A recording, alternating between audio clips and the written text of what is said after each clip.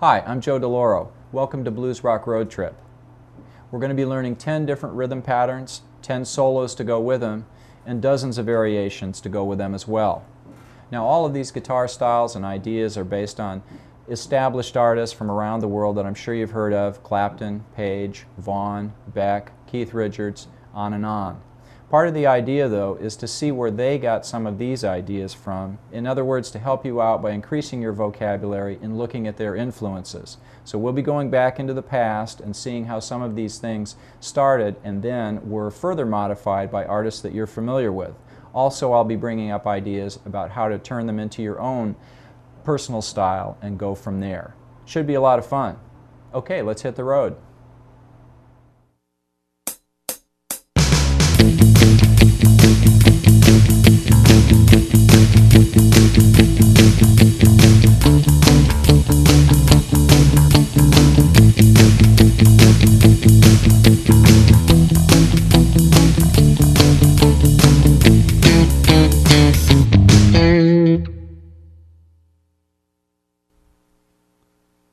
This rhythm part is based on the Chuck Berry style, as we hear on the chess recordings of Johnny B. Goode and Roll Over Beethoven, to name a few.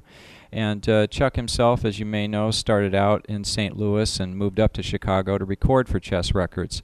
Something unusual happened there on those recordings in the sense that he was working with musicians that were primarily involved in blues playing, and so they shuffle on those recordings, whereas the guitar parts are played more or less straight. So let me demonstrate the difference between the two. A straight feel would be like so with eighth notes, whereas a shuffle feel is like as follows. So in rhythm example 1, we're hearing it played straight against the rhythm track while they shuffle. It may sound a little incomplete, but when the solos are brought in afterwards on top of it, I think you'll hear it gel. Okay, here we go with the rhythm part and the fingering and so forth. We're using power chords on all of these chords, and this first one here, the A5 chord, is derived from the E shape. So typical E shape bar chord playing just the low strings 6 and 5. In addition to that, I'm palm muting and also damping on the backbeat, the downbeat of beats 2 and 4. Likewise on the backbeat, I'm reaching out for this extension here on the 9th fret. So one measure of that's going to sound like. Likewise, we're going to take the same approach on the D chord. That's derived from the A shape, and it's right here. Same frets, different strings, same technique. Let's hear it. E chord, up a whole step, and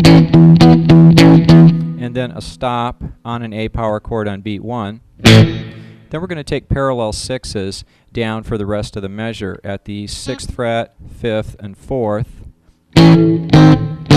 Notice that I'm damping the 4th string here with the pad of my middle finger so that we don't hear a note that we don't want. And that's going to conclude those 6s by going down to the 2nd fret, 2nd and 4th frets, and from there a short figure to take us back to the 5 chord, which is the way the chord progression is working at this point. So I'll run that from the 5 chord for you.